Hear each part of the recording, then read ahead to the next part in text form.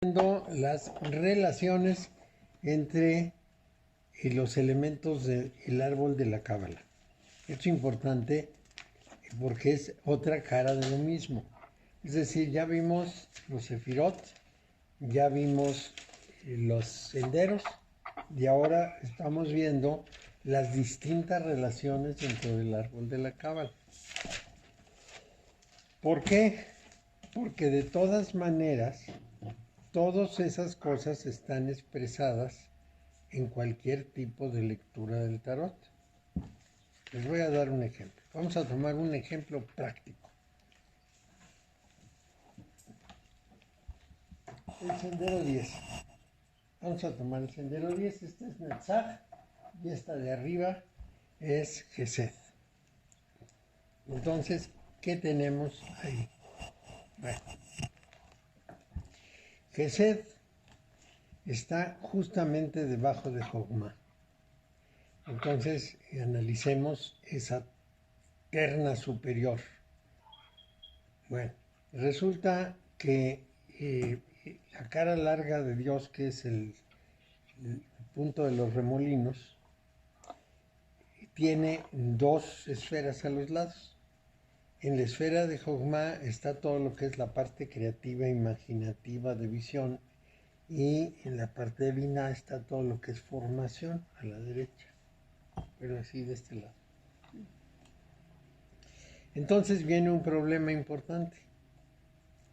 Quiere decir que la cara larga de Dios tiene un canal que es la carta cero, la conciencia, para comunicarse con su capacidad creadora e imaginativa. O sea, la concepción del universo y la concepción de su sentido está en ese lugar, aquí. Y a través de la carta 5 se lo comunica a Gesed. Gesed se llama misericordia. Y Gesed se lo comunica a Netzach. Bueno, entonces en Gesed, arriba de Gesed tenemos la carta del Papa, es decir, de un personaje muy importante. Un personaje de gran altura, vamos a decir, el que está cerca de Dios, aunque sea mentira, pero simbólicamente. Entonces, si yo quiero conocer cuál es mi función en esta vida, cuál es el sentido de mi vida y por qué estoy aquí, yo tengo que consultárselo a Gesed, o vamos a cambiarlo un poquito. Netzach está en la persona y Gesed está en el individuo, en el principio encarnante. Entonces yo tengo que preguntarle a mi principio encarnante cuál es el sentido de mi vida, qué es lo que me toca hacer y qué es lo que se espera que avance en una vida. Pero para eso tengo que recorrer el sendero 10. Y el sendero 10 es un sendero que tiene sus asegúnes. Hay que considerar que el sendero 10 es un sendero de trabajo dentro de un tema muy karmático, que es la rueda de la fortuna. Entonces, vamos a tomar esas tres: Netzach, el sendero 10 y Gesed. Y empezamos de abajo para arriba, porque existe el asunto de que yo estoy preguntando desde abajo, no desde arriba. Bueno, entonces, ¿qué es Netzach? Ya, qué oscuro está, ¿verdad? Voy a prender la luz. ¿No tiene calor? Un poquito. Se le pone una cámara.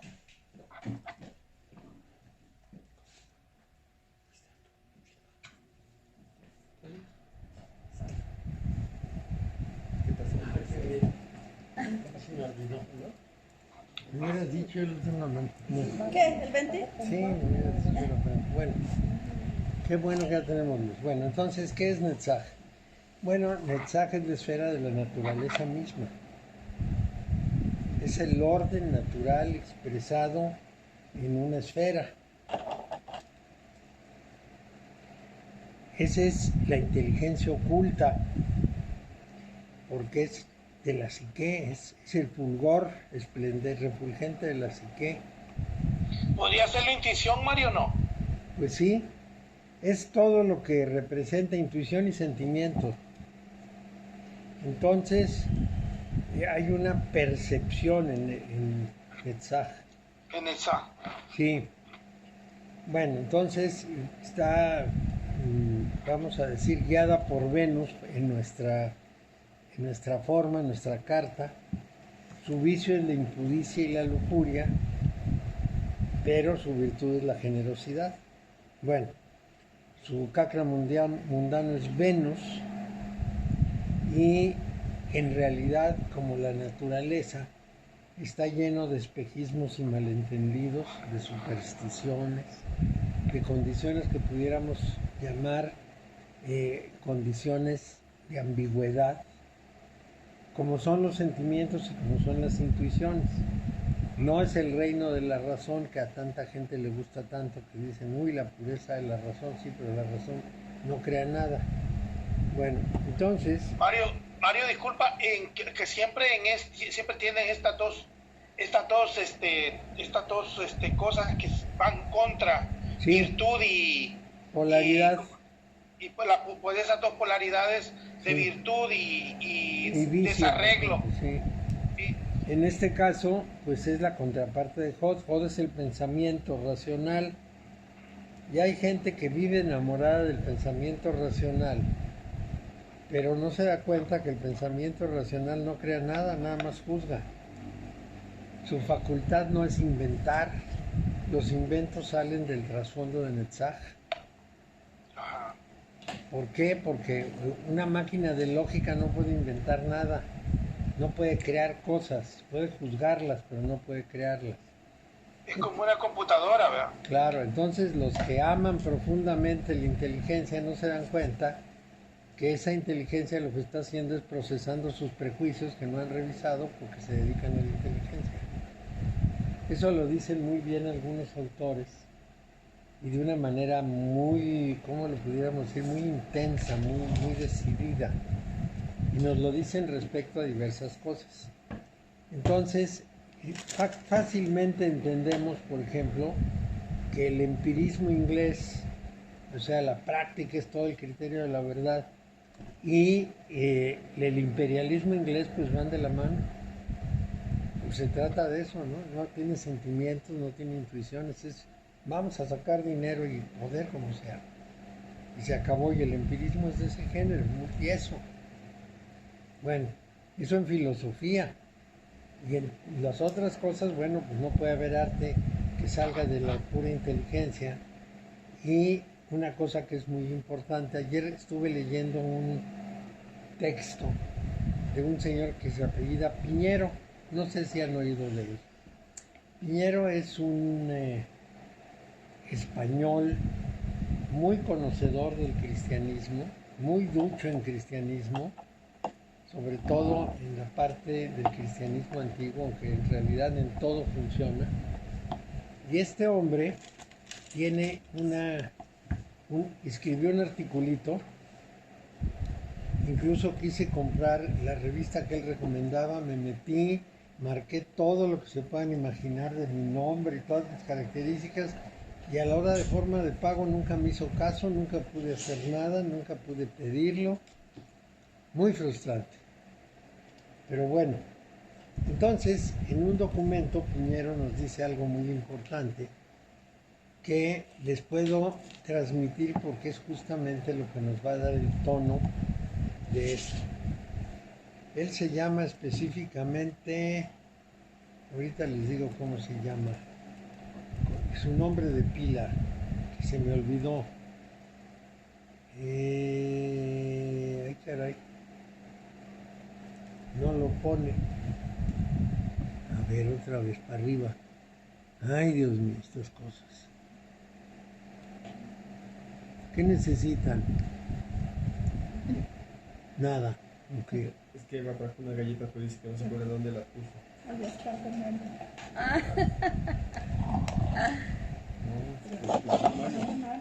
No, tú come. Las puse aquí porque es donde no me estorban aquí el panorama.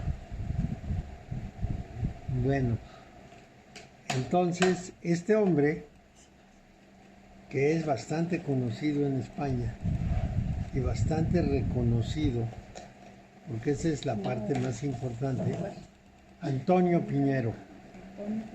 Bueno, nos dice, ¿cuál es el problema que tenemos con Jesús?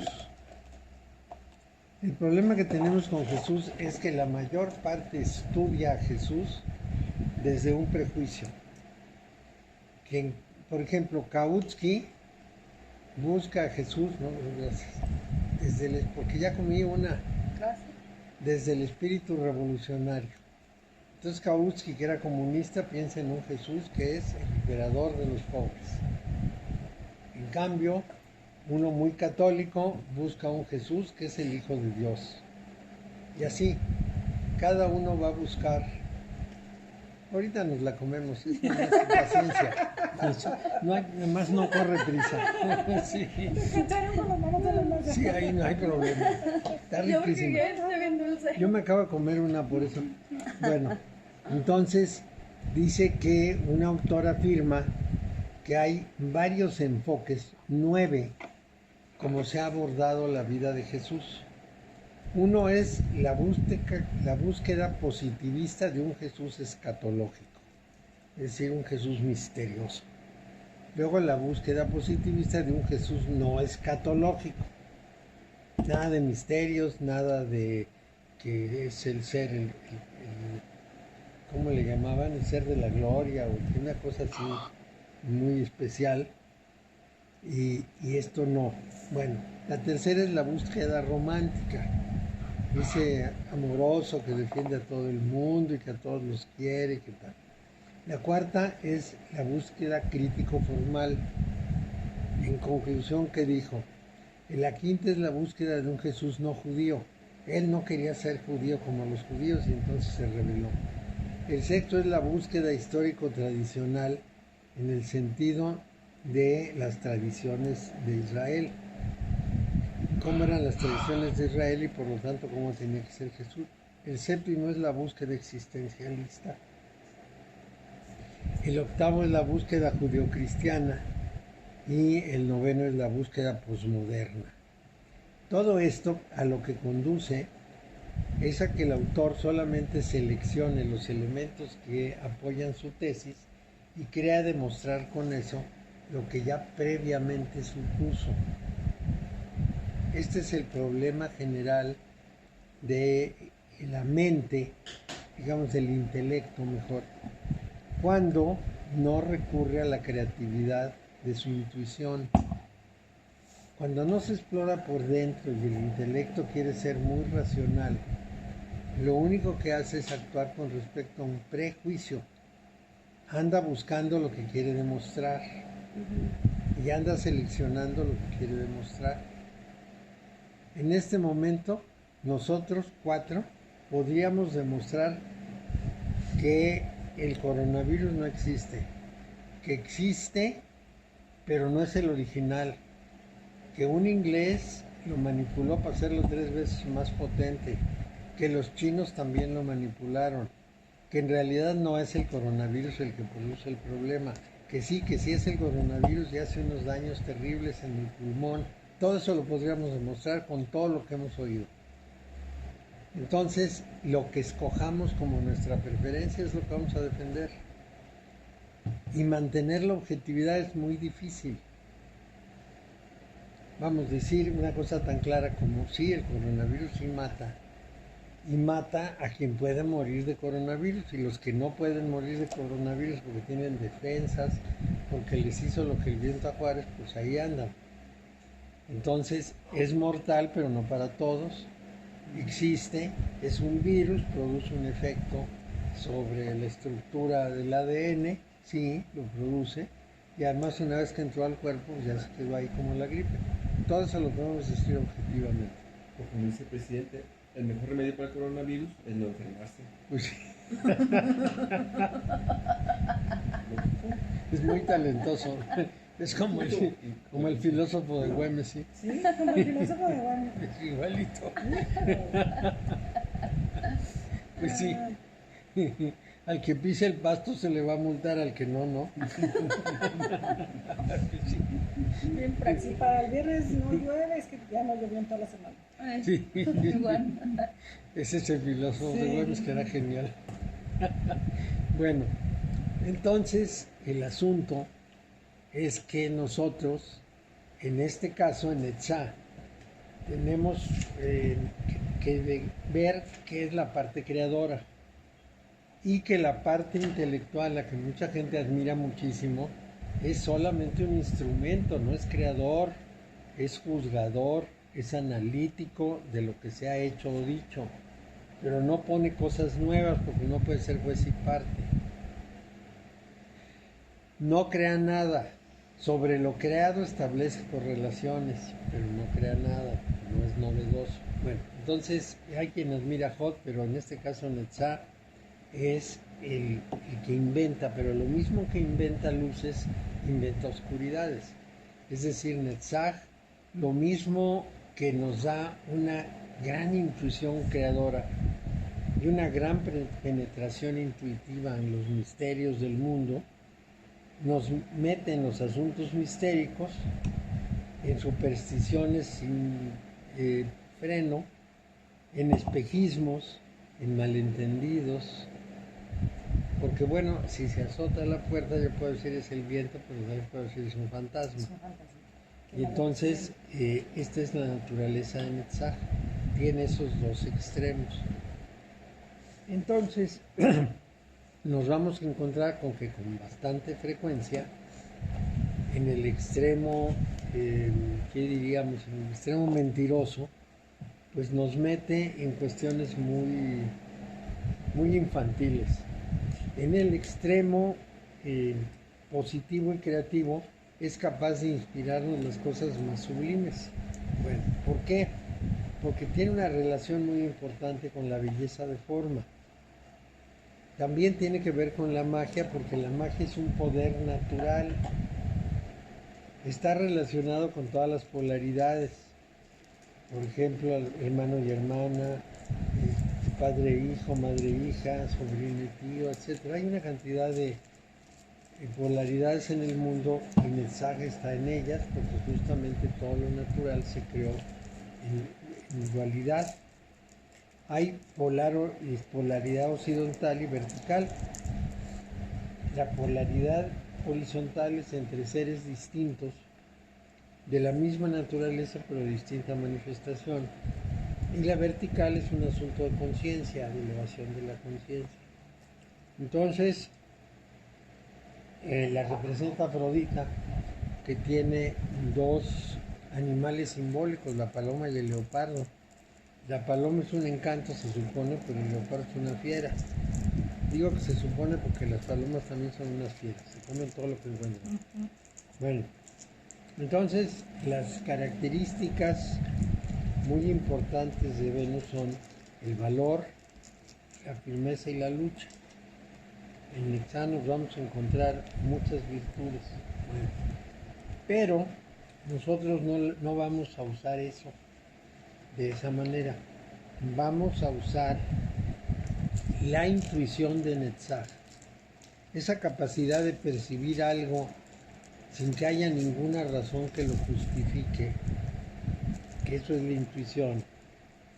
Va a usar la intuición precisamente para la función de encontrar su sentido de vida, su razón de ser, y la va a buscar y le va a preguntar a Gesed. Ahora, esta vida de abajo, la que va de Hod a Netzach, lo que está más abajo es todo el sistema de la personalidad. Y esto de arriba es el sistema de la individualidad. Entonces el individuo, a principio encarnante, es este triángulo, se llama el triángulo ético. Cuando yo pregunto, le pregunto a mi principio encarnante, a mi yo mismo, a mi interioridad más profunda. Yo le pregunto por qué estoy aquí, qué estamos haciendo. Yo soy instrumento como cuerpo físico y como ego. pero como conciencia soy parte del de arriba. Entonces yo tengo que interrogar interiormente para lograrlo. Santa Teresa, mujer muy sabia, decía que no es posible llegar al cielo sin empezar por adentro, por la morada propia. Y también decía, si no puedo estar conmigo mismo en mi propia casa tranquilamente, pues no puedo estar en ningún otro lado en paz. Porque bueno, el interior de uno es su propia casa. Bueno, entonces uno va a preguntar, y aquel está enterado porque se lo informó el de arriba, se lo informó Jochma. Entonces me va a transmitir algo, pero me lo va a transmitir como una intuición. Y esa es la parte más importante, porque yo tengo que descifrarlo. Yo no puedo decir de ninguna manera y en ninguna circunstancia, puedo decir que oí unas palabras que me dijeron, esto es así. No. Estos avisos son como que de pronto uno sabe una cosa y la puede afirmar. Entonces es una especie de convicción sembrada, infundida. Así que en esos casos uno recibe por inervación, vamos a decir, como regalo, una respuesta. Una pregunta. Sí. Uno tiene que establecer la condición para recibir esos regalos. No es nada más porque Dios es bueno, porque el universo lo vio bonito a uno. Es decir, y los regalos pueden llegar en un momento que uno está trabajando a través de la meditación y también a través del inconsciente, que es el sueño, ¿verdad? También. Pero hay una cosa muy importante. Hay que pedir. Hay una parte en que Jesús, que tenía mucho sentido práctico, de pronto al pobre Jesús lo vemos de una manera tan, ¿cómo lo diría yo?, tan chiquita. Porque desde niños nos hablaron del niñito Jesús, que era muy lindo, y luego Jesús, que todo el tiempo se la pasaba en el aire. ¿Como de pobrecito? Sí, vimos la película de Enrique Rambal, en que todo el tiempo tenía los ojos en blanco, nosotros, sois la sal de la tierra. Entonces, al pobre Cristo lo vemos espantoso. Pero el buen Cristo era un hombre muy práctico, que daba consejos muy directos. Entonces, y además él hablaba de una forma de vida. No hablaba de crean en mí, ya no, una forma de vida. Créanme que yo soy el camino, que hagan lo que yo les estoy diciendo. Bueno, en una parte dice que una persona recibe unas visitas, corre con el vecino y le toca la puerta y le dice, oye, dame 3 panes, porque tengo unas visitas, préstamelos. Y el otro le dice, ya cerré la puerta, estoy dormido, tal, no, pero préstamelos. Dice, y ya con tal de no oírlo, finalmente le abre la puerta y le presta los panes. Es lo mismo que pasa cuando uno pide algo y está insistiendo, finalmente a lo mejor para no oírlo le van a dar la respuesta. Entonces yo pido con insistencia y estoy en el estado de recibir, porque igual el que pide los panes y se va, pues no estoy en el estado de recibir. Entonces me vienen estas revelaciones. Vamos a decir, soy escuchado y me viene la revelación. Se me fue, checa la pastilla. Mario, ¿es una de estas? No, estoy tomando una de estas. Es como esa, ¿no? Es muy buena, pero se me fue chueco. No es ¿Se que la la pasó? pastilla esté mal. No me la pasé, pero lo que me estaba dando la pastilla se me fue para los pulmones. Y como es menta fuerte, pues es un poco violento. Todo esto porque las gotitas que me estaba tomando, las de esta cosa de Nutribiotic, me dejan la voz estropeada hasta como 3 horas después. Una cosa horrible, pero bueno, cura. Sí, Ahí está lloviendo ya. Mi casa queda bien. ya llovió como fiera y no se corrió el agua.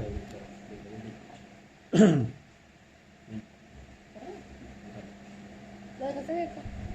dejar las ventanas de coche abiertas. ¿Y para ¿Pero tu qué? casa? Mi casa sí. ¿Las ventanas?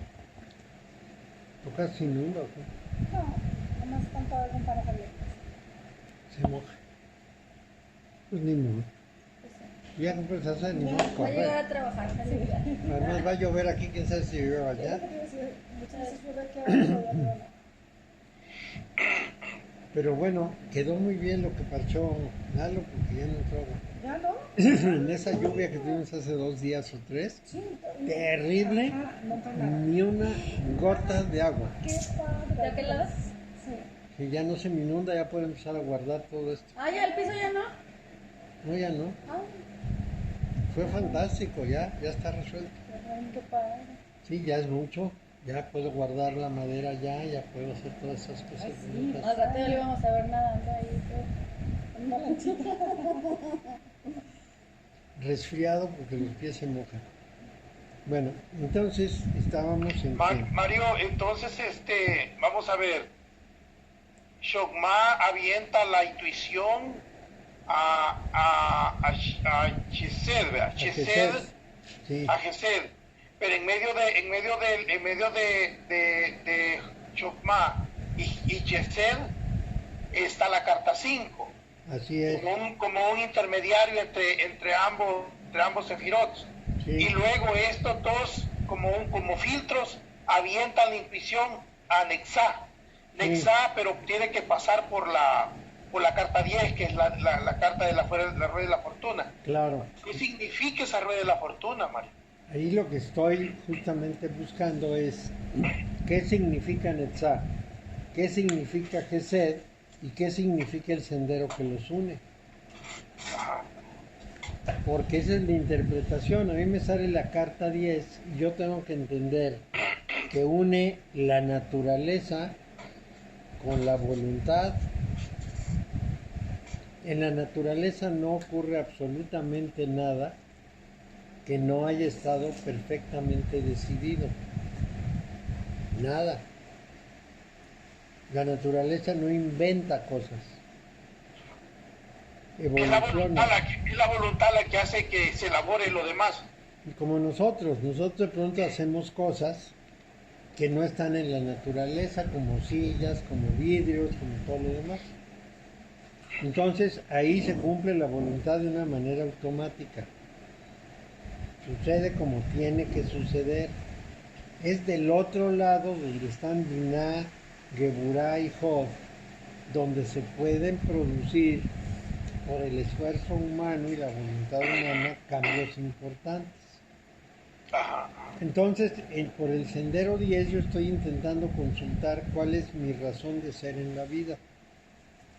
Y esa razón de ser yo no la voy a inventar, está prevista en el universo, por eso está de ese lado. Después me puedo esforzar para lograrlo, pero yo no puedo inventar. Mi razón de ser va a ser la que yo quiero. No. Mario, aquí es donde viene lo que tú dices, lo del sino, ¿verdad? Está Sí. destino y sino. El destino viene tal como es. El sino no, el sino tú puedes elaborar lo que quieras con ese sino. Eso es, así es. Ah, sí, está bien, Mario. Sino, como el destino, que se le llama sino, se le llama destino, se le llama karma y se le llama testamentum también. A ver, sino, destino. A ver, y testamentum y karma. Bueno, nosotros normalmente hablamos del destino. Si nos cultivamos un poco, hablamos del karma. Nos parece que no es un destino al azar, sino que tiene un sentido. Pero si avanzamos más, entramos al testamentum, es decir, todo está escrito en el libro del universo. Y entonces entramos a lo que es lo que tenemos que hacer y lo que toca hacer. Y en ese sentido, estamos hablando de algo que no vamos a poder modificar. Cuando hablamos del sino, hablamos de circunstancias que podemos modificar. Por ejemplo, yo nací en México y voy a ser mexicano de origen el resto de mi vida. Puedo adoptar otras 8 nacionalidades, pero yo nací en México. Ahora bien, como mexicano puedo optar por otras cosas, pero el nacimiento ahí estuvo. Entonces podría decir que en el testamento que ya está todo escrito, ya sabe que si vas a ir, que si no voy a ir, y si no va a quedar, o sea, ya. Sí, yo ya sé a qué, vamos a decir, a través de esto sé a qué vine al mundo. Y eso no me lo pueden cambiar. Eso no te va a cambiar. Nadie. Yo ya sé a qué vine al mundo. ¿Cómo lo voy a hacer? Eso ya lo pongo yo. Entonces, si me dejo llevar por cómo fui formado, cómo fui educado, cómo fui a la escuela y me enseñaron, lo voy a hacer así. Pero tengo la opción de hacerlo de otra manera. Puedo buscar opciones y decir, no así no, pero lo voy a hacer de esta otra forma, pero de todas maneras lo voy a hacer. Pero digamos que en el testamento ya se sabe que te vas a ir para un lado, que te vas a ir para el otro, y que Así es. Y te voy a dar la razón. En el universo no hay pasado ni futuro. Todo está plasmado. Entonces, aunque yo elija, lo que voy a elegir es lo que ya está escrito. Mi decisión ya estaba establecida. Sí, es decir, no está prevista en el sentido de que es forzoso que tomes esa decisión, sino que ya está registrado que la La tomaste. opción que tomé. Sí. porque todo está pasando al mismo tiempo. No anula el libre albedrío. Yo elegí eso nada más que ya está registrado. Entonces se va a dar porque se va a dar. Entonces, Ese es el con punto. eso, Mario, digamos que podríamos ya más o menos, o más que menos, vivir pues más tranquilos, sabiendo que todo va a pasar como va a pasar, Claro. contigo y sin ti, a pesar de ti. Ya, pero también pensando en qué es lo que me toca, porque yo pude haber deformado las cosas y estar siguiendo el camino que no me toca, mientras que sí me toca me está llamando a la puerta. Por eso es importante la percepción y la intuición. Claro.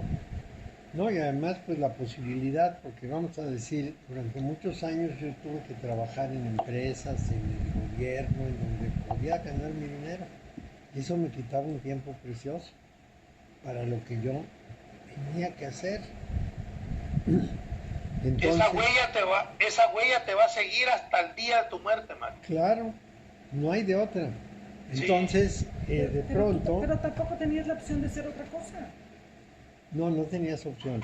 Es decir, En esa circunstancia, pero sí podía dar clases. Digamos que en el momento en que mi maestro me lanzó a dar clases, entonces empecé a dar clases a los 45 años. Era a lo que yo venía, bueno, no venía específicamente a eso, pero es parte de lo que yo tengo que hacer. Entonces, bueno, pues empecé a trabajar ya en lo que tenía que hacer en ese momento. Ese era el fondo, pero tenía yo que sobrevivir y todavía seguir trabajando en muchas otras cosas. Pero ya ocupaba una parte de mi tiempo en transmitir la enseñanza. Hasta que llegó el momento en que solté todas esas amarras y pude estar en lo que tenía que estar. Claro, pero eso, pues, vamos a decir, siempre está teñido de las circunstancias del mundo. Pero ¿cómo descubro qué es lo que tengo que hacer? Lo pregunto a través de la carta 10 a Gesed. Gesed me lo debe revelar. Y Gesed me lo revela muy seguido porque me pone las cosas enfrente y yo no las quiero ver. Por ejemplo, yo empecé a dar clases cuando una persona me dijo, ¿y por qué no nos enseñas tarot? Y yo dije, no va a ser así. Hola, Ricky. Pasaron ciertas, pasaron ciertas circunstancias felices y de pronto dije, en honor de estas circunstancias voy a dar algunas clases de tarot. Entre otras cosas era el tiempo en que mi maestro me dijo, tú no vas a hacer lo que quieres, tú te vas a dedicar a enseñar. Entonces coincidió y empecé a enseñar.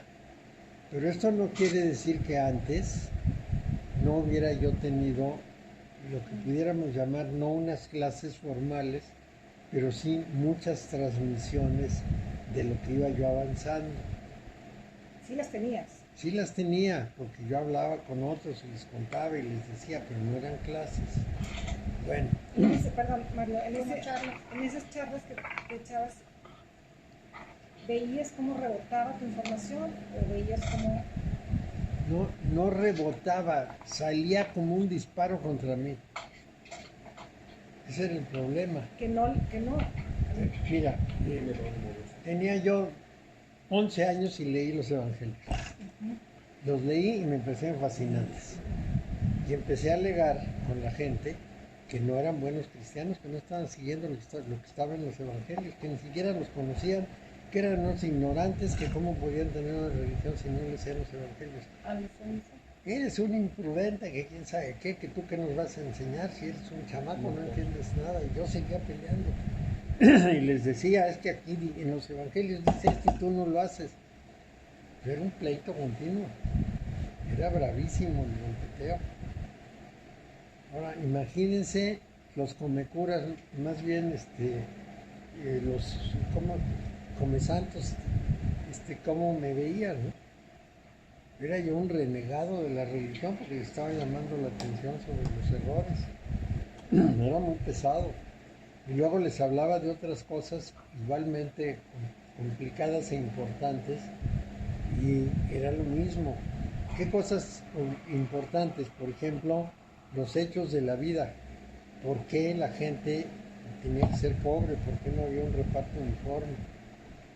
Entonces, por eso mi abuelo me decía que yo iba a ser abogado y comunista. Porque yo le decía, estás explotando a tus trabajadores, y mi abuelo enloquecía de cobrar. Sí, pues sí. Entonces, aquí el problema está en que uno tiene los avisos, pero no los reconoce. Le van Mario, diciendo lo que tiene que hacer, sí. A ver si le puedes dar un resumen de lo que estamos viendo a Ricardo. Sí, cómo no. Gracias, Mario. Sí, lo que estamos viendo es lo siguiente. Es un ejemplo de cómo interpretar una carta. Entonces, el punto número 1 es que una carta está entre dos sefirot y va del uno al otro. O va de ida o va de vuelta, es decir, o va de ascenso o va de descenso.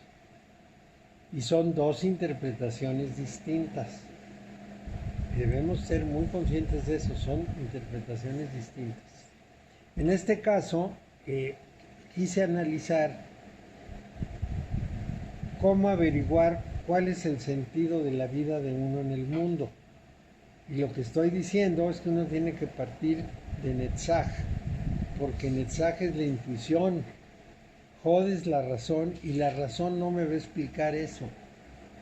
Yo tengo que interpretar en las cosas que siento, en las cosas que me llegan, en las que se me están revelando, en lo que los otros me ponen enfrente, en las necesidades que se ofrecen.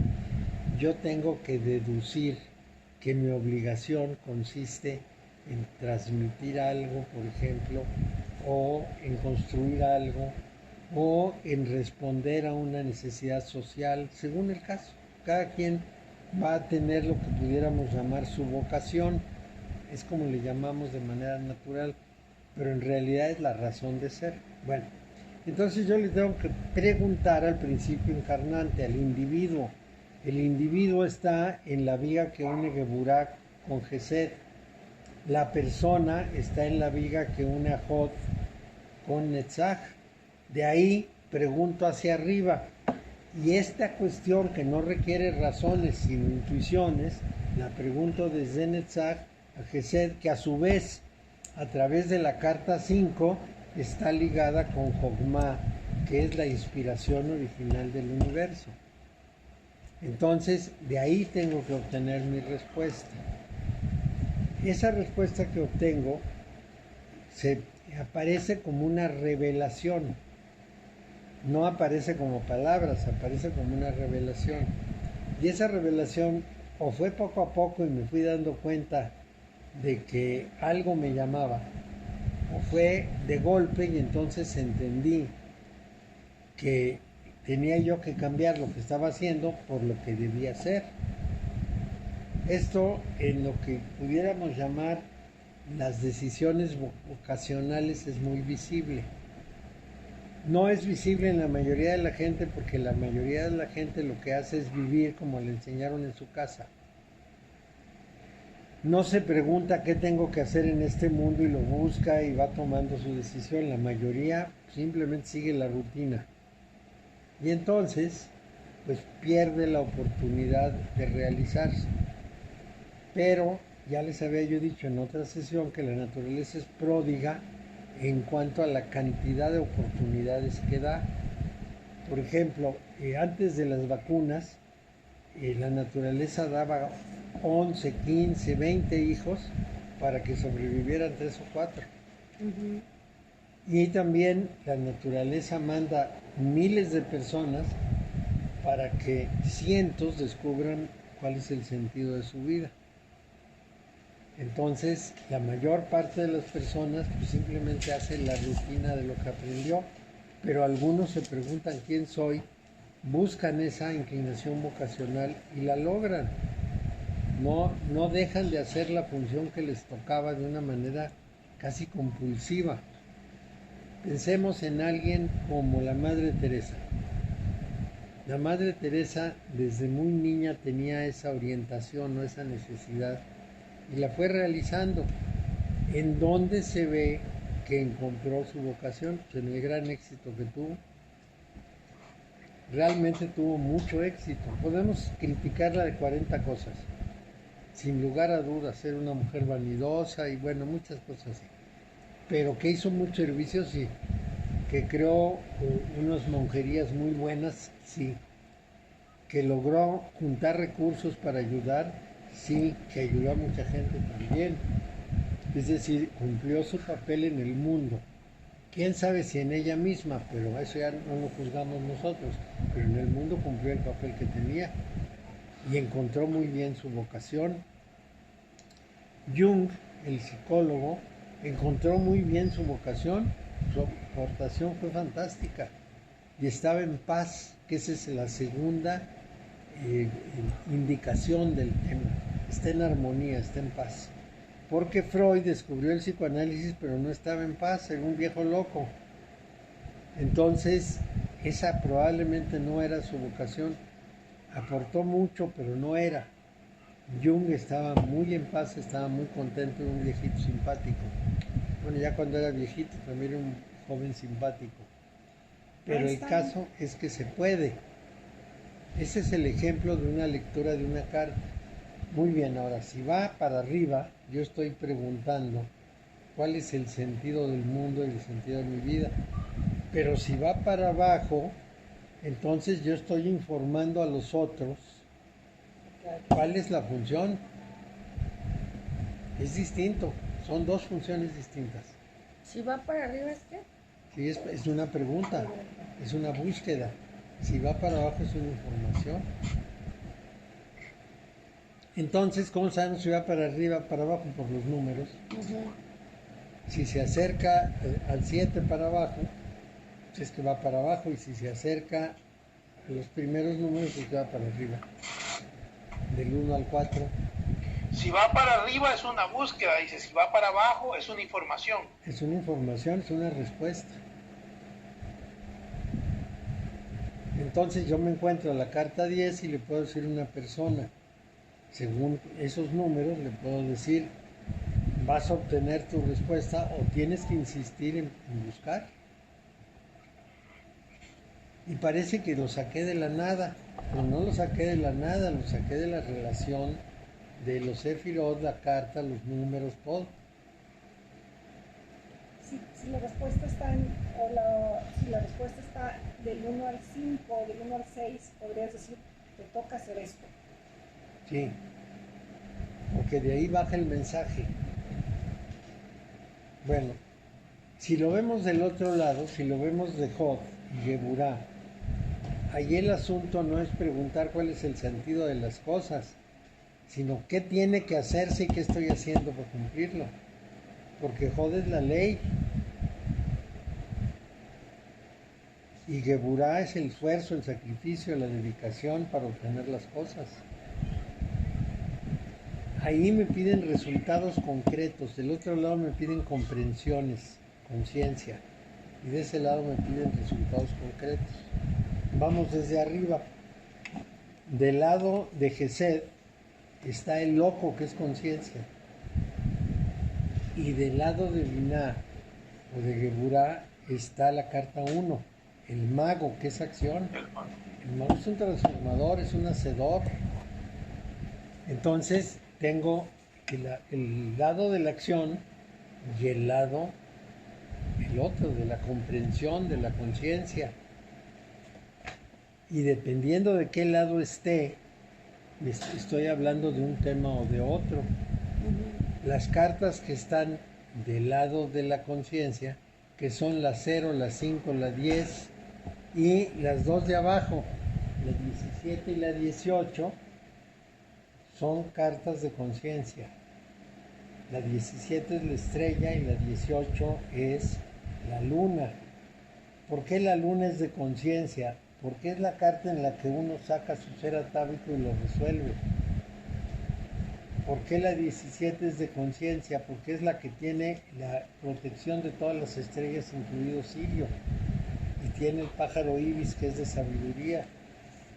¿Por qué la 10 es de conciencia? Porque es la comprensión del orden del universo, de la ley del azar.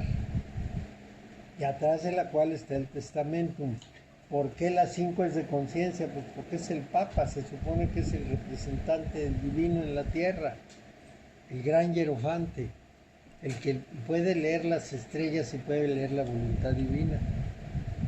Del otro lado, el carro, que es un hombre de acción. La carta 12 también, que es el que invierte su visión del mundo, es un trabajo muy intelectual. Y las cartas 19 y 20, que son el sol de acción, el que despierta de la tumba, que es de acción, cambia, se mueve hacia una dimensión superior. Tiene lógica esto, man. Sí, entonces, un lado es La acción, misericordia. realización, y otro lado es conciencia. ¿El 20 qué es, Mario? El 20 es la carta del que sale de la tumba. Mario, o sea que uno es a voluntad y el otro es a huevo. Sí, más o menos así. El juicio se llama esa carta. Ajá. Ah, pues. Y la columna del centro, Mario, es donde se equilibra, por eso de pronto aquí está entre la belleza y la fundación está la carta de la temperanza, donde Mira, combinan las dos. la línea central es prácticamente la línea de la mística, no es la línea de la religiosidad, que sería la de Netzach, no es la de la dureza, sino es la línea del encuentro. Ese encuentro de entrega, por eso es la vía de los místicos. De la gloria del mundo, que es la carta 21, pasa a la 14, que es la consulta de la persona al individuo. De la 14 pasa a las 2, a la 2, que es el conocimiento oculto.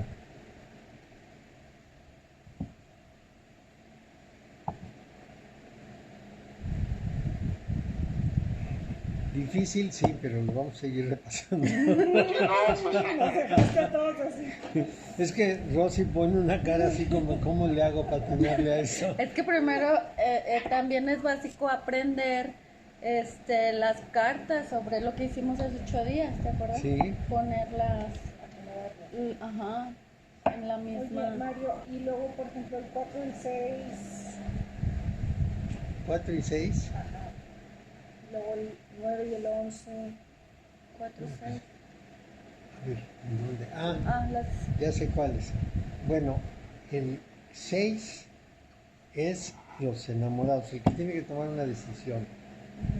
Y si se fijan, une el pilar de la acción con el pilar de la vocación, ¿cómo se llamaría eso? El pilar místico, el central, el de la revelación. Entonces tienes que irte por uno o por el otro, por el trabajo práctico del mundo o por el trabajo de la revelación. Sí, la 4, que es la carta del emperador. ¿Sobre qué impera el emperador? Esto es muy importante. ¿Sí? ¿Qué significa ese emperador? Ese emperador se la sufre. Sus piernas cruzadas, su triángulo superior son el símbolo del azufre. Y en la alquimia el azufre es el producto de lo que podríamos llamar el esclarecimiento, la inteligencia clara. Su función es muy importante porque el alquimista trabaja con el azufre. Entonces, es el imperator el que decide. Bueno, entonces esa carta también va a unir el canal de la conciencia con el canal central. Es distinto. La conciencia uniéndose a la mística o la práctica uniéndose a la mística. Les voy a dar un ejemplo porque los ejemplos ayudan mucho.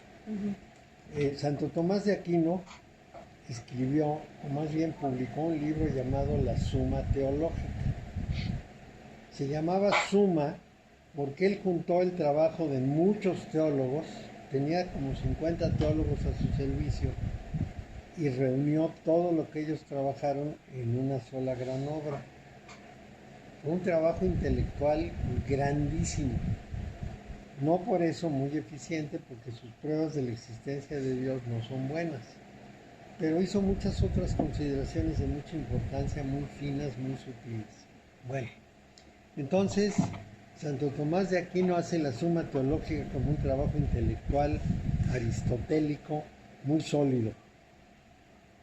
Cuando ya es viejo tiene una experiencia mística y dice: todo lo que trabajé en la Suma Teológica no tiene ningún valor junto a esta experiencia. Esa es la unión de la intelectualidad con la línea mística, con la central. La 4, La 6. la 6. La 6, porque es el esfuerzo. Okay. Del esfuerzo Mario. Sí. Fíjate que a mí se me hace fácil porque yo tengo aquí el esquema, el diagrama de Builders of the Addington, y así como lo estás repasando tú ahorita, se me hace muy lógico porque hablas de una carta y la otra, y los senderos Así es. y los sefirot, y los tengo aquí, los tengo en la pared, los tengo plasmados, y solo los tengo que ver, y tú me ubico en lo que tú estás diciendo y ya pum, ya hago en mi juego. Entonces, Yo pienso que sería muy bueno para una sugerencia, que tuvieran el esquema allí para que cuando tú lo estás explicando.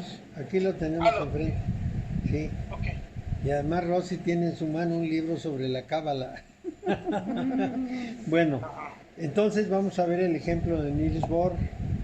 Niels Bohr fue un físico muy destacado danés, que impulsó de una manera decisiva la mecánica cuántica. O sea, era un hombre muy, ¿qué diríamos? Muy científico, pero eso casi lo mandaría a la columna del rigor. Pero la mecánica cuántica no opera de una manera rígida, sino que tiene una cantidad de oscilaciones entre lo que se comprende y no se comprende, que lo que requiere es más un trabajo de conciencia que de ciencia, de percepción y cambio de visión de las cosas. Entonces, cuando lo hicieron caballero en Inglaterra, escogió como escudo el yin y yang, o sea, del lado de la conciencia, a pesar de ser científico. Esto es muy importante porque nos va mostrando que hay un juego que va de un lado al otro y en el cual la persona necesita su ubicación y su compensación. Estos senderos son los senderos visibles, pero hay senderos no marcados. Vamos a pensar que ahí, véanlos, y se van a dar cuenta que hay ciertas cosas que no están unidas. Por ejemplo, Keter no está unido ni con Gesed, ni con Geburah, ni Gesed está unido con la luna, ni está unido con Malkut. A esos senderos que se le llaman los senderos secretos también tienen su razón de ser. Por ejemplo, con el grupo del domingo, yo creo que usamos unas 20 sesiones en analizar todos los senderos, los abiertos y los ocultos, porque es muy importante. Los senderos ocultos también dicen cosas. ¿Cómo voy hacia cierto lugar? Por ejemplo, Gesed con Keter es la unión entre la cara larga o visible de Dios y la misericordia. No está el sendero puesto, no está expresado, porque ese es un sendero secreto, es un sendero interior. Tampoco está, por ejemplo, la relación con Geburá, porque también es un sendero secreto. Para ese de Geburá podríamos decir la siguiente frase: todo lo que ocurre en el mundo, en más de un caso incomprensible para nosotros o considerado como parte de lo terrible, pueden ser motivaciones superiores que nosotros no comprendemos para lograr objetivos que no están al alcance de nuestra consideración. Les he mencionado alguna vez a Maurice Malgré, que era un novelista francés, que decía: ¿cómo saber si el puñal en las manos del más torvo criminal no es para cumplir algo que es necesario en el mundo? El más torvo criminal sería un instrumento en las manos superiores para obtener un objetivo superior. Ese sería el nexo entre Keter y Geburá, porque Geburá es acción y sacrificio. Entonces a una persona le toca esto. Vamos a pensar en Judas. A Judas le toca denunciar al maestro y lo hace. Es una misión importantísima, porque si no hubiera sido por Judas no habría cristianismo. Si no hubiera habido muerte y resurrección no habría cristianismo.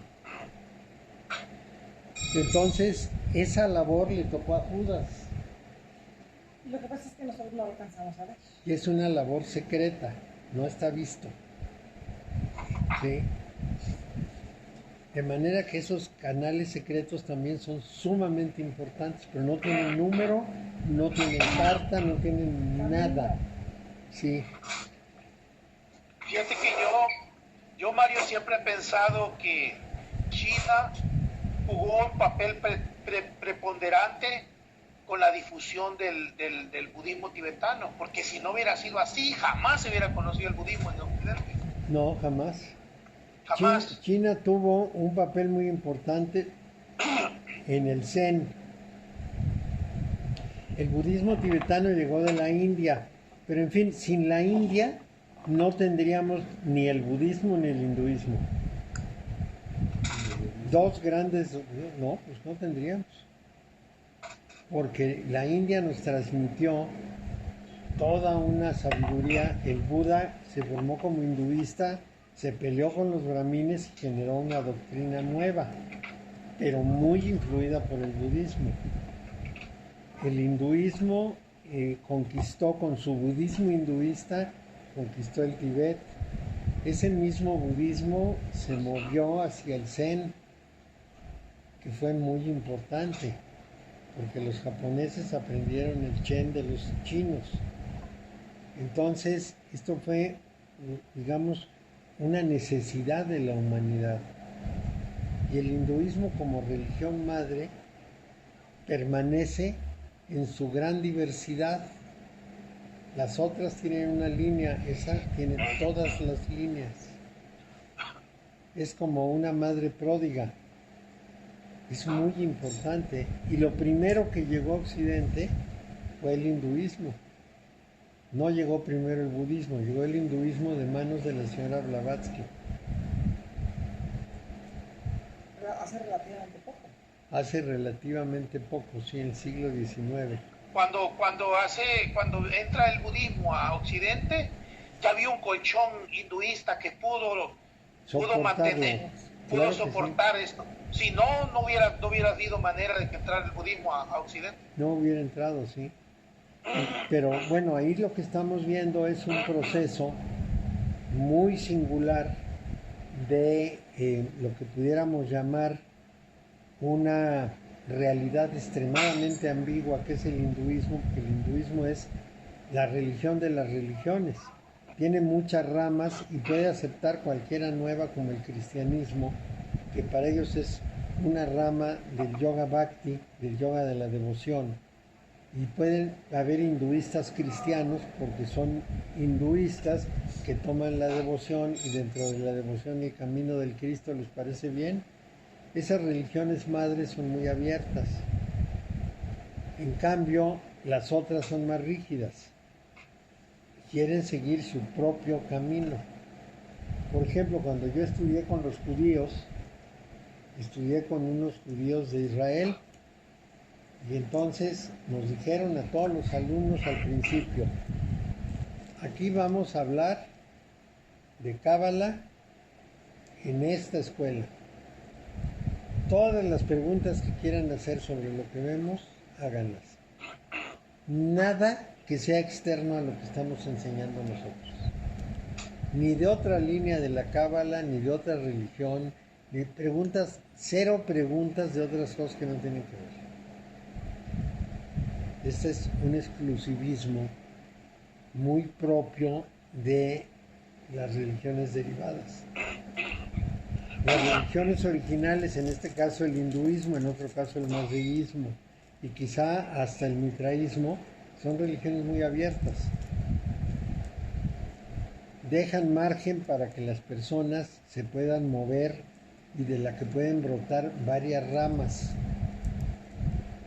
Bueno, pero no estábamos en eso, sino estábamos en la lectura de las cartas.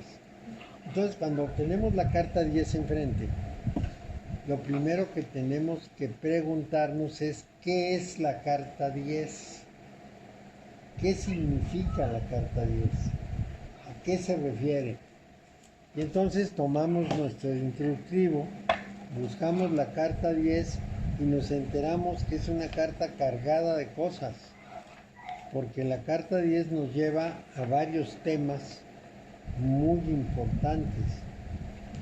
Esa clave 10, que es la rueda de la fortuna, también tiene varias presentaciones y es el sendero de la inteligencia de conciliación, porque recibe la influencia divina que fluye a él de su bendición sobre todas y cada una de las existencias. Conecta la individualidad con la personalidad, tiene la imaginación creativa de Netzach y las emociones superiores de Gesed, tiene ideales y aspiraciones, la aspiración de trascender, que es muy importante en ese sentido. Entonces, además, tiene otras cosas, tiene todo lo que es la rota y el tarot, que es una búsqueda muy importante de muchas funciones. Luego, ¿qué más? Es precisamente la carta donde cabe como anillo al dedo la invocación del Padre Nuestro, porque justamente es el canal por donde se hacen las invocaciones. Entonces, nos dice muy bien Moni Sadhu, dice: Pater Noster qui est in coelis. Esta es una invocación, está dirigida al uno que está más allá y por encima de todos los sefirot de la segunda familia, o sencillamente a las personas de la primera familia. El término in coelis en el cielo significa que él está por encima del llamado horizonte de la eternidad. Esto equivale a decir que está fuera del tiempo, y esa es la definición de la eternidad. Al mismo tiempo podemos ver que en esta sublime invocación se ha mantenido la tesis básica de la teurgia, que establece que toda oración está dirigida a la Ein Sof, al sin límite, y no a un sefirot cualquiera. De hecho, la oración asciende a través de los sefirot del mundo. A veces puede A ver, déjenme ver cómo. A veces puede reforzarse apelando a los poderes o auxiliares, pero esto solo es una fusión de nuestro pequeño arroyo de oraciones con el río inmenso y majestuoso de las operaciones teúrgicas realizadas por el bendito. En todo caso, el agua de este arroyo siempre se dirige hacia el infinito océano del absoluto, el Ein Sof. Entonces, esta es una parte muy importante. Las meditaciones más altas de nuestros hermanos orientales dirigidas al Supremo Atman, Yo, Nirvana o Parabrahma, son idénticas al presente ejemplo, cuando se las entiende desde el punto de vista de la tradición occidental de Hermes Trismegisto. Sanctificetur nomen tuum, que es la primera solicitud. Esto significa tu corona será santificada, es decir, el gran arcano o verdad oculta de la emanación y manifestación en el plano metafísico. Conocer eso es entender la razón de ser el universo y de cada una de sus partes, esto es lo que estamos viendo, y la forma en que se nos hace presente la epifanía universal. En otras palabras, sea santificado, no permitas que la forma del triángulo evolutivo se pierda de vista de los buscadores místicos. Estos se santifican porque comprenden, al comprender conocen su papel en el drama del mundo. Bueno, no sigo con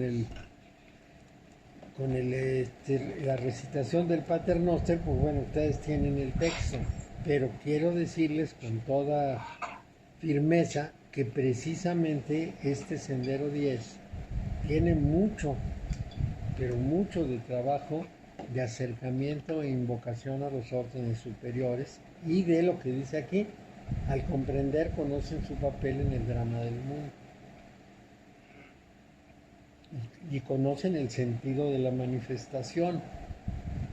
Entonces, explicado esto, una persona puede hacer muchas cosas y sobre todo hacerlas muy eficientes porque está haciendo lo que debe hacer. Y eso es un asunto sumamente importante. Bueno, estamos precisamente en la carta del Testamentum. O si lo queremos ver de otra manera, estamos en la carta que nos dice de una manera muy precisa que la vida y los sucesos de la vida no dependen de nosotros enteramente, que dependen de lo que nosotros hacemos, pero cuando ya estamos puestos en una situación, que no es lo mismo que desde cero. No estamos en blanco, estamos ante una situación precisa y nos toca cumplir una función como esta del criminal que tiene el cuchillo. Tiene que cumplir una función.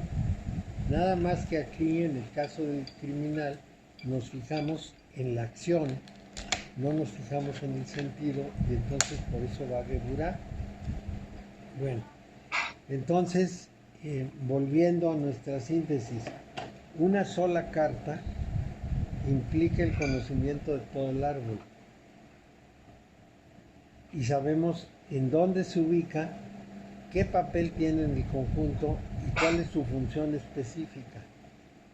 Y entonces tenemos una lectura con la carta 10 y sabemos que estamos hablando de ese sendero y que ese sendero lo vamos a ver para arriba con los números chicos y para abajo con los números grandes. Es decir, de subida o de bajada.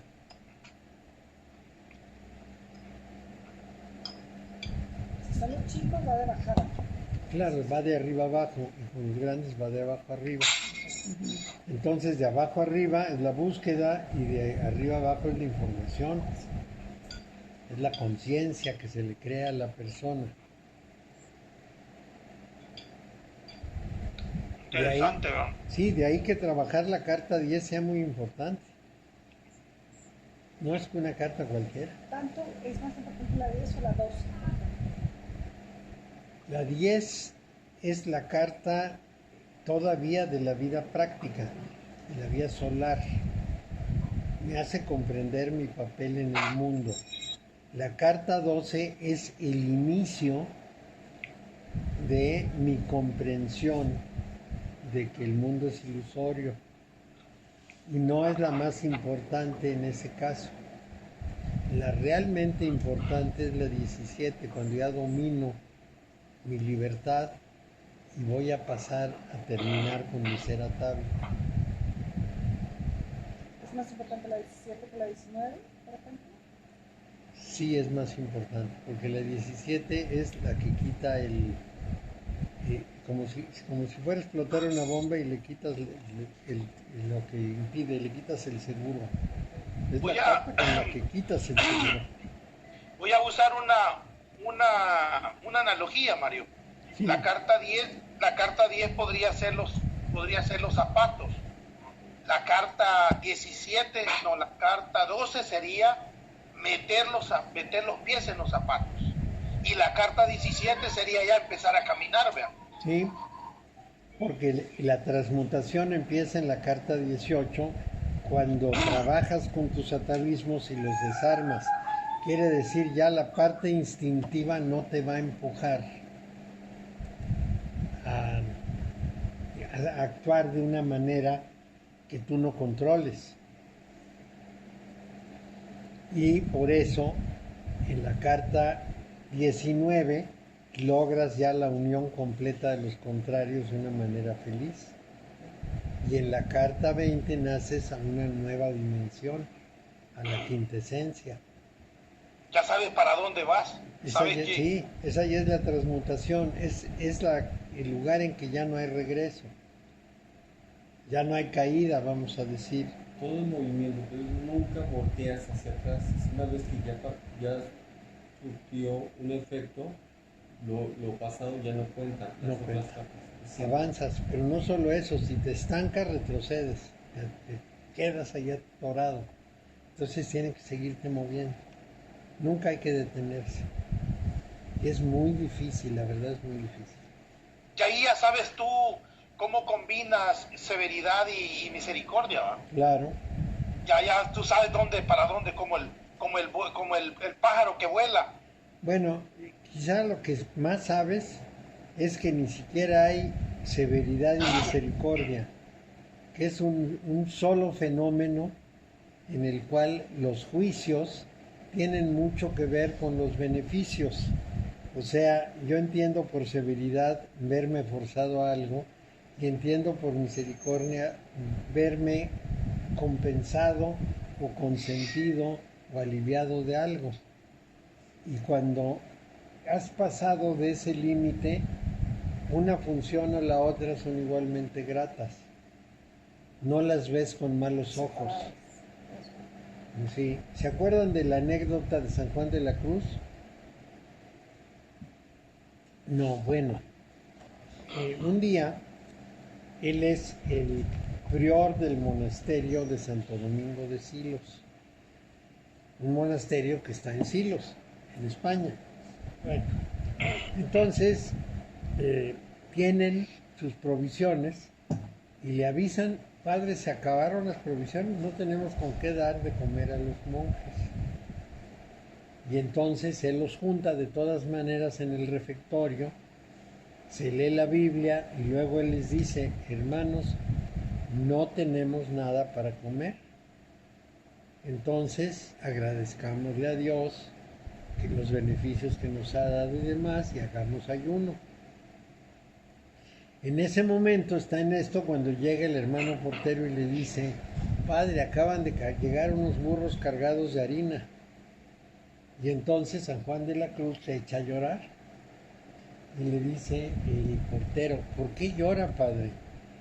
Y él contesta: porque Dios no nos consideró dignos del sacrificio. Bueno, es que él lo ve desde otro ángulo, ¿no? No hay que comer, bueno, pues no hay que comer, es lo que Dios quiere. Ayunamos. Pero de pronto llega la comida y dice: no nos consideró dignos. Aunque yo hubiera pensado, híjole, ¿me escuchó? Me escuchó, No, ¿no? pero es que su vocación era es necesario el sacrificio para El dejar a esfuerzo. un lado lo que es Lo la mundano. carne, lo mundano. Entonces, lo opuesto es que todavía no son suficientemente espirituales. Sí, no hemos avanzado lo Vivir la suficiente. experiencia mundana. Entonces, sí, chingado, se supone que será un paso extra. Sí, entonces siempre diríamos, Dios mandó los burros cargados de harina, pero ¿por qué razón? ¿Por qué dijo, estos burros no van a poder quedarse con hambre? Cualquiera te hubiera dicho, milagro. Milagro, qué bueno, Dios nos escuchó. No, porque no está pensando en los bienes materiales, sino en lo que significa la vida espiritual. Entonces, tenemos que comprender de una manera muy clara que una vez pasado cierto umbral, todo lo que desde el punto de vista común y corriente consideramos bueno, malo, adecuado, inadecuado, pierde su definición y toma una nueva definición, que es una definición en función del universo. Para darles alguna orientación más completa, en el universo no hay ninguna consideración de derechos humanos, de beneficio para una especie o para otra, de que un planeta se destruya o no se destruya. Pasa lo que tiene que pasar. Y el universo no se conmueve porque pasen las cosas, ni se despeina. Sucede y se acabó. Un sol se colapsa, todos los planetas alrededor del sol se colapsan y no pasó nada porque hay 100,000 millones de galaxias. Entonces, no pasó nada. No afecta el orden universal. No afecta el orden universal. Y además en el orden universal todo lo que ocurre, ocurre como tiene que ocurrir. Nosotros, desde el juicio humano, lo que nos beneficia decimos que es bueno y lo que nos perjudica decimos que es malo. Pero pensemos en dos casos. Un huracán, nosotros decimos que es malo, pero si no fuera por el huracán, el clima se convertiría en un desastre. Nosotros decimos que el coronavirus es un mal bicho, que eso no debería suceder, pero el coronavirus también cumple una función.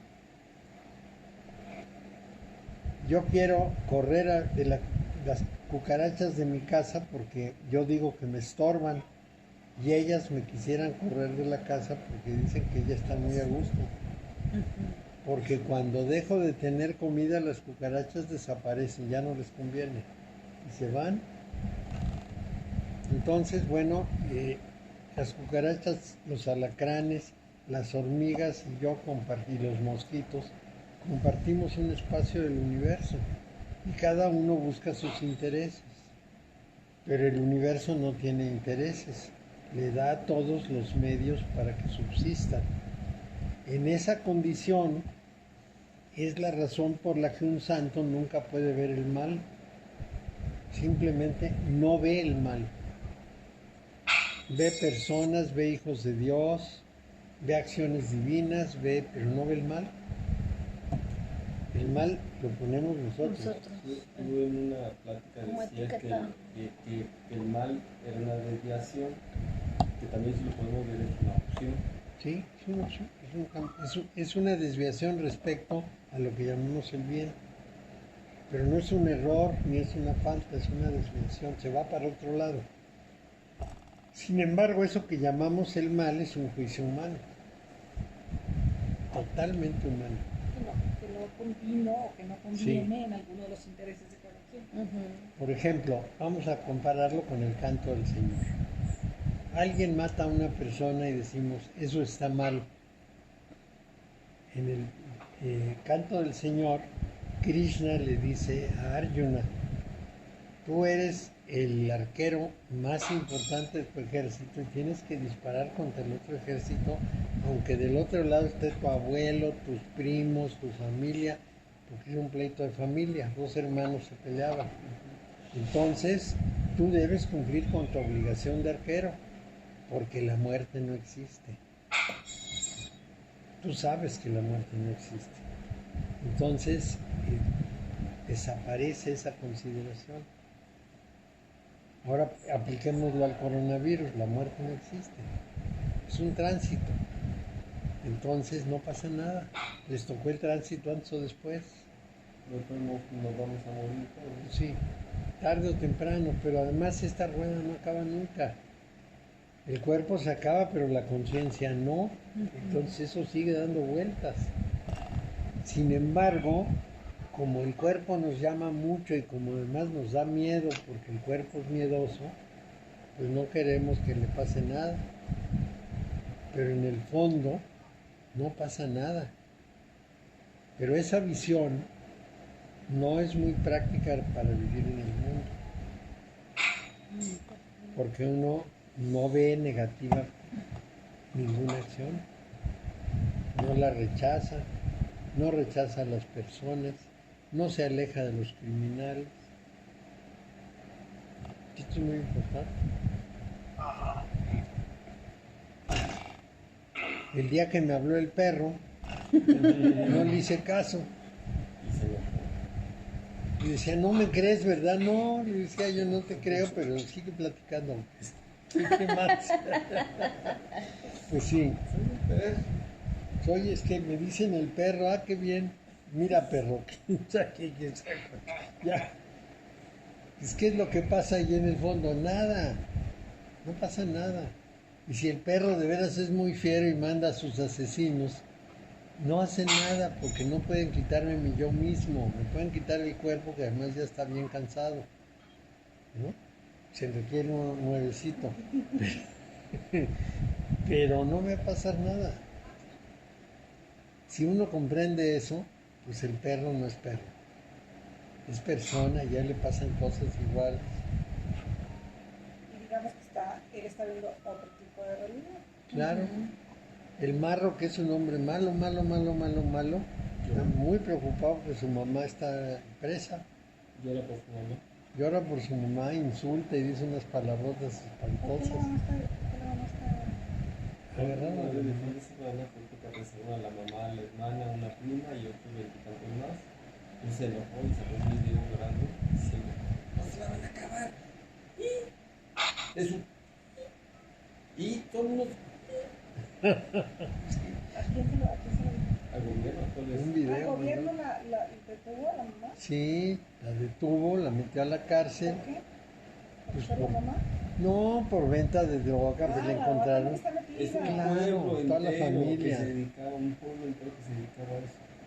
Sí. Santa Rosa de Lima, vale, este era un pueblo entero. Es un pueblo completito dedicado al huachicol y a la droga. Drogas. Santa Rosa de Lima está aquí atrásito. ¿Sí? Esa No, pero Pero la comunidad, ¿no? no es Santa Bueno. Rosa de Lima, pero de Celaya. es la de más allá, sí. O sea que ya está De cerquita paseo. de todas maneras. Sí, está aquí a la vuelta, pues aunque sea una hora y media. ¿Está llegó. Santa Rosa ahí en San Juan? Aquí es Santa Rosa Juan de Ayala. Sí, Y no, ella es Santa Rosa de Lima. Pero sí, está muy cerca, pues, la tenemos a tiro de piedra dentro del estado.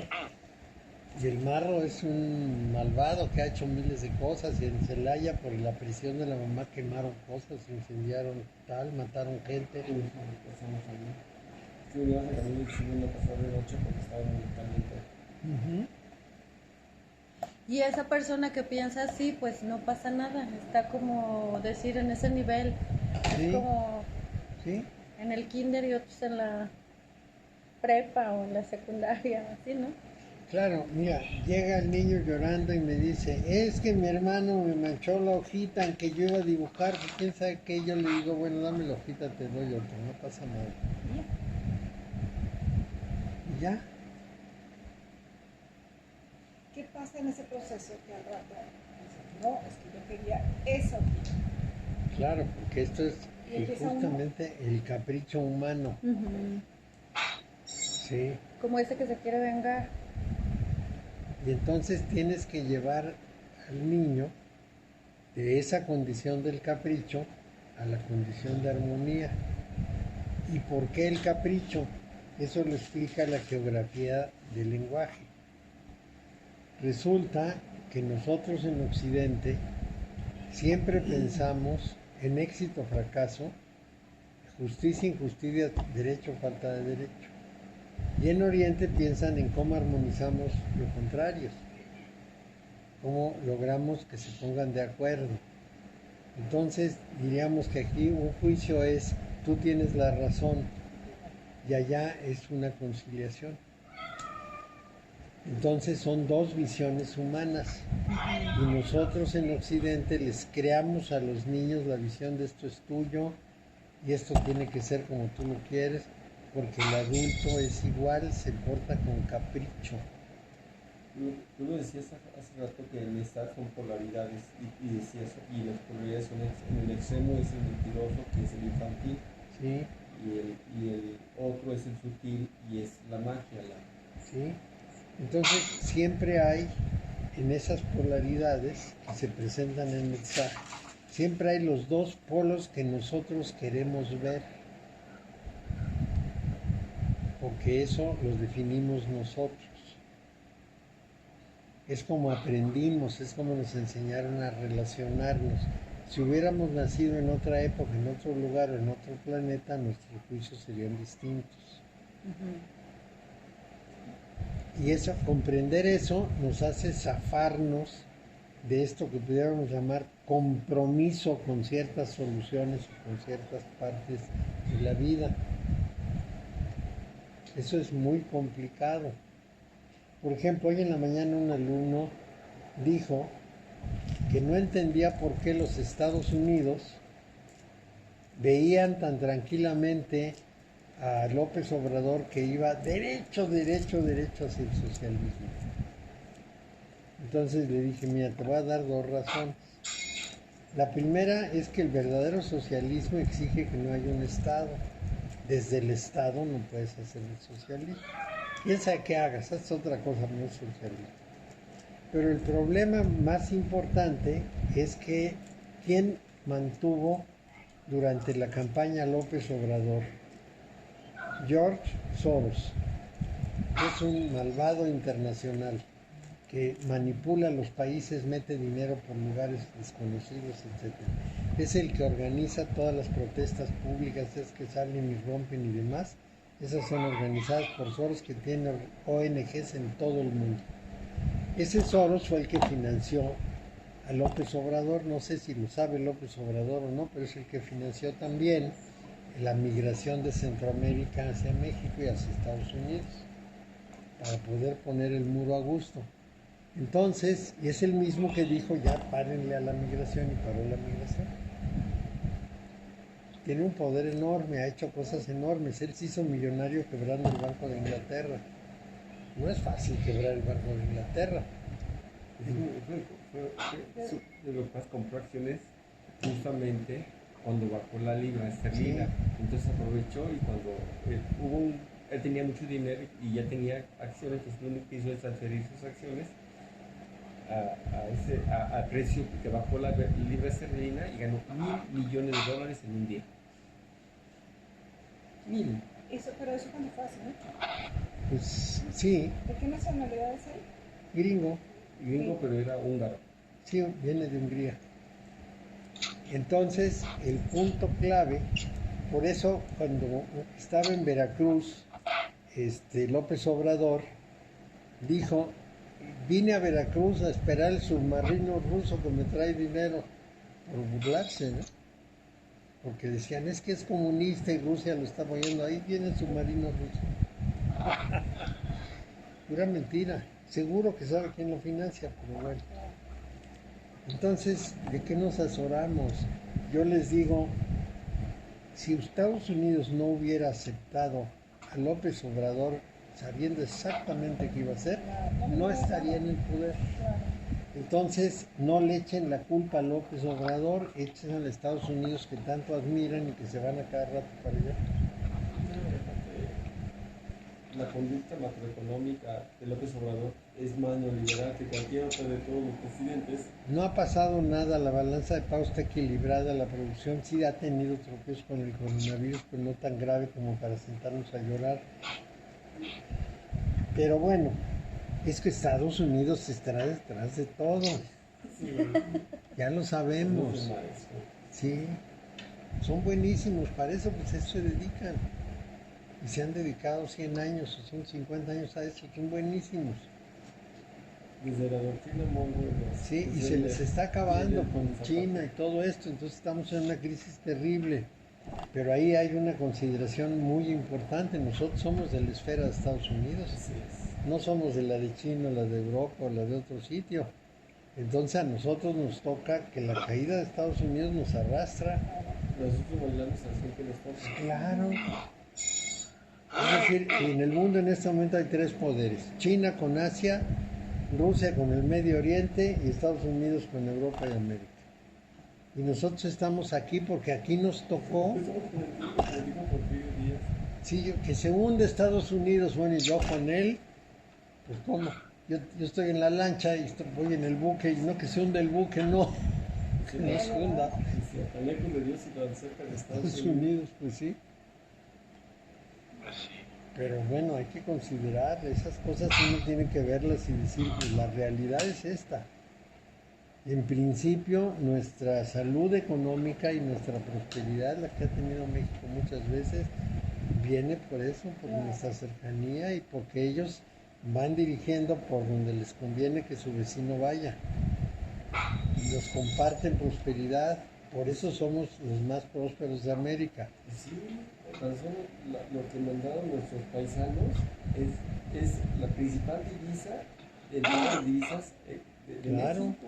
Sí, es parte de la prosperidad de Estados Unidos que nos llega. Las remisiones de Estados Unidos nos llegan y son el segundo ingreso más importante del país desde el exterior. Es fantástico. Se derrumba ese país y nosotros atrás. Al laditito. Sí, entonces tenemos que ser muy cuidadosos. Bueno, pero estábamos hablando de los juicios. Hacemos juicios y como que no reflexionamos, no nos vamos para atrás y decimos, a ver cómo son las cosas en realidad y dónde estoy parado.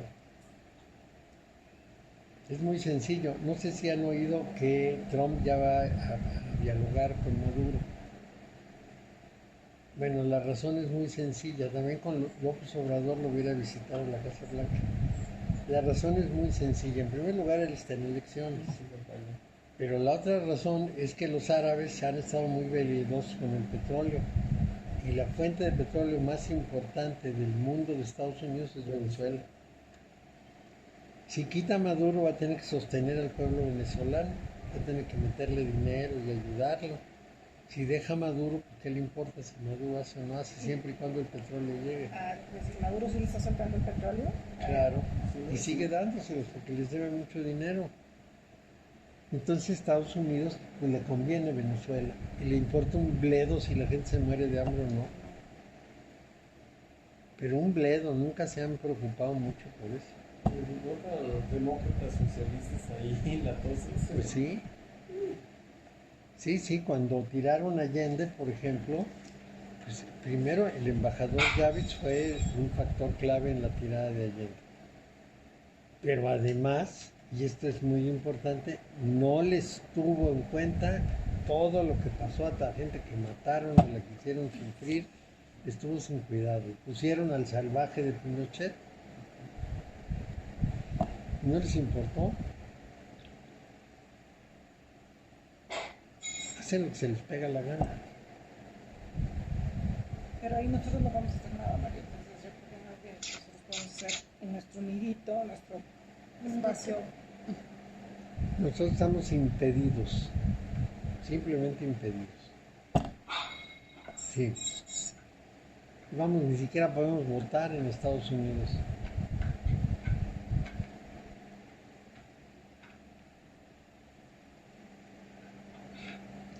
Muy bien, nos vemos la próxima.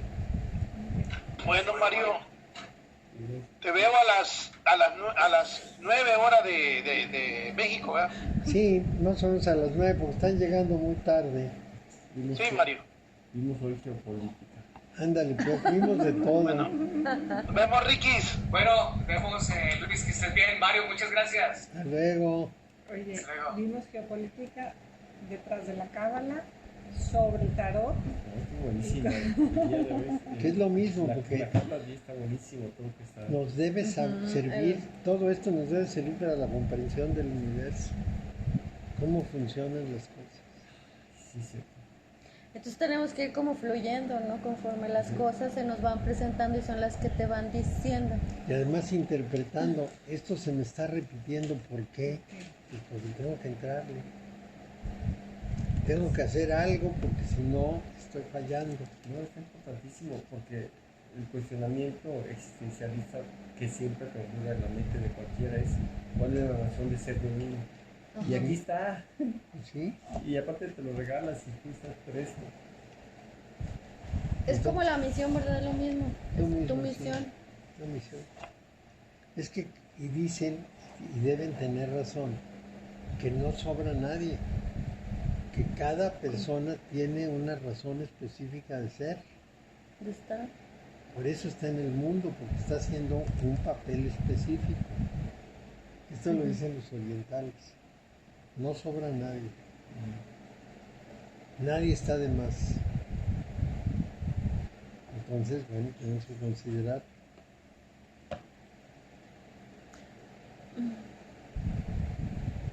Entonces, de todos modos, aunque decida irme hacia otro lado, era lo que tenía que hacer también, aunque sea negativo, por así decirlo. Pero a veces ocurre que no procedo sensibilizándome de qué está pasando afuera o de cuál es mi papel específico, sino porque así fui formado por un capricho, por un momento de arranque de voluntad, y entonces deformo las cosas. Me arrebato. Pero aún así en ese deforme, así está bien. Pues Así tiene que así ser. está medido. Así está medido. Así está medido, que yo iba a hacer un capricho y que me iba a salir del redil. Y que luego el mismo universo, la misma vuelta, te vuelve a dar siguiente oportunidad. Así es. Ahora sí, pásame la galletita. Ya que acabamos y ya no tengo que hablar, ahora me como esta. ¿Qué? No sabes lo que te pierdes. Me comí la mitad porque se ve bien dulce. Ajá. Porque es pura cajeta, Es ¿no? cajeta con galletita. Está buenísimo. Sí. Es mi veneno la parte. Yo me puedo comer 10. También, un vaso de leche. Es como yo, por ejemplo, que pinto. A mí me gusta mucho pintar al óleo, pero o sea, las mismas personas me dicen, ¿por qué no me haces uno y me lo vendes? ¿O por qué no así? Y es la parte que estoy así como cachando de que digo, ¿será que me tengo que...? Sí, dedícate más a Así fue pintar. mi historia de escultor. Yo comencé por un gusto de hace muchos años, de hace décadas, que iba y me encantaba ver esculturas y de repente comencé a tomar clases. Cuando menos tenía idea, ya me habían encargado un trabajo, ya me habían encargado otro. Y una bonita fuente de ingresos. Pero a mí, ¿sabes qué? A mí me gusta hacerlos y regalarlos. O sea, cuando alguien me dice, ¿me haces este? ¿Me pintas este? Y ya luego me dices cuánto o así. O sea, yo se lo regalo. Está bien, Ajá. está bien. Pero al rato alguien te va a decir, o sea, es que necesito 10, pues te los va a cobrar. Y O de ahí entonces, sale otra cosa, no sé. ajá, es lo que... Mi hermana pinta también. Sí. Se dijo que el cuerpo se comía las pinturas, entonces tenía que tener un lugar especial, entonces no se podía. Ahorita ya está más grande, ya. Y le fascina, y es buenísimo. Le digo, tú píntale, yo te los vendo, ándale. Yo soy feliz sabiendo pintar, me fascina la idea de pintar. Y no, pues ahí después, ahí mañana, cuando tenga tiempo, con esa facilidad.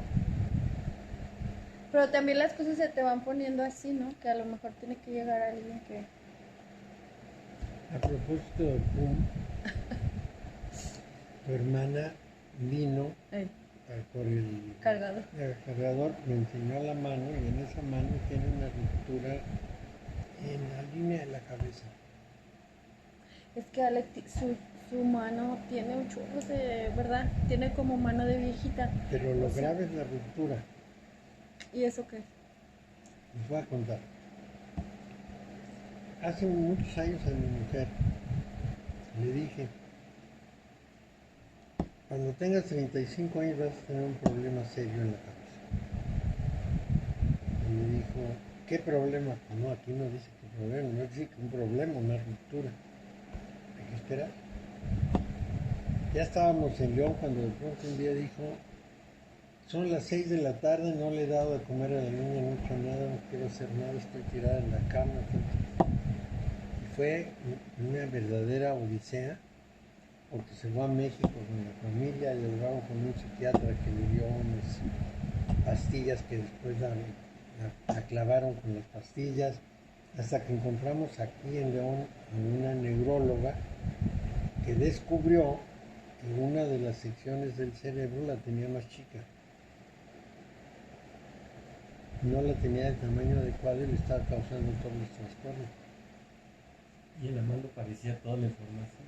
Y en la mano estaba y le dije, vas a empezar a los 35 años, te va a durar como 15 años.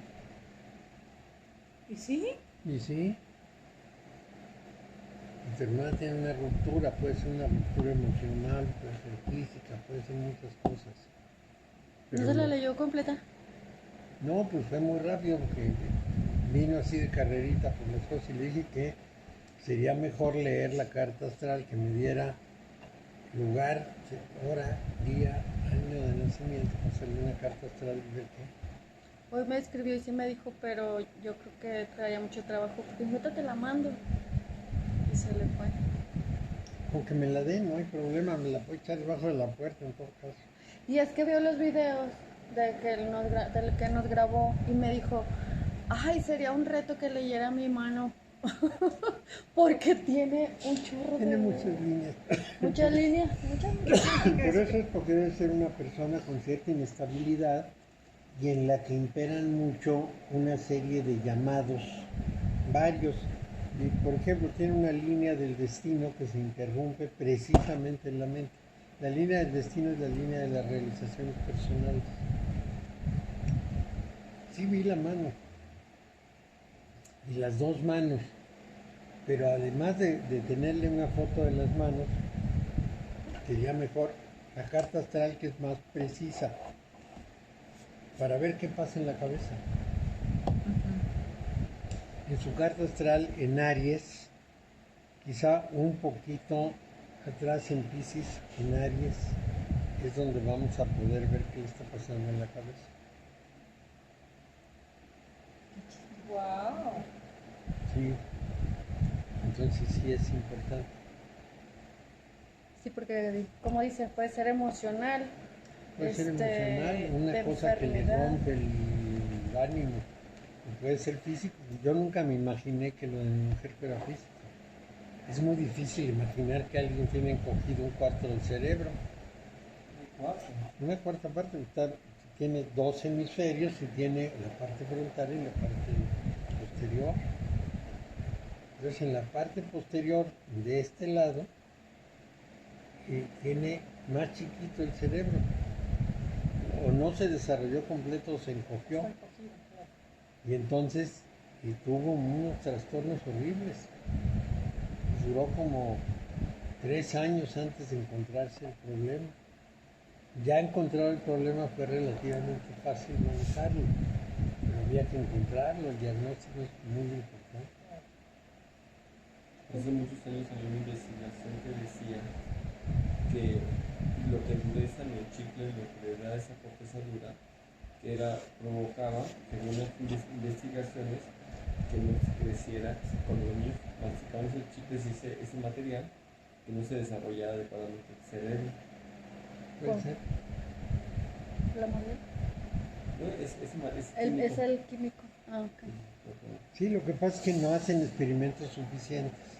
Por ejemplo, la universidad tiene un sistema de diagnóstico de coronavirus altamente eficiente, pero no ha pasado todas las pruebas que requiere la Secretaría de Salud para aprobar. Le llaman el Valle de la Muerte porque requieres un dineral, tienes que juntar 5,000 casos o 3,000 casos, comprobar que es cierto, comprobarlo de una manera que se llama doble ciego, triple ciego en investigación científica. Te cuesta carísimo y te lleva como 5 años. Y ya cuando lo termine, pues ya para qué. Pues ya para qué. Bueno, sirve para muchos diagnósticos, pero bueno, entre ellos el coronavirus. Bueno, entonces la universidad lo está usando y el Seguro Social decidió usarlo con su personal, pero no lo puede usar para el público porque no está aprobado. Pero sí aprueban el chicle que te arruina el cerebro. No dicen, a ver, prueben. No, pues, ¿qué tiene? Pues este ya está bueno, está bien. La Food and Drug Administration, que es la de Estados Unidos, se dedica a eso, pues favorece a las empresas. Ahí más o menos se puede usar. Incluso en medicamentos, de pronto retiran un medicamento porque resulta que Luego hace lo de más los, daño que bien. cuando te da gripa y todo, o no sé qué, que la histamina o no sé qué. Antihistamina, sí. Antihistamínico, y que gente que se termina en el hospital con un ataque por el night flu, es uno para la tos en la noche, causó hasta el hospital hasta que mandaban.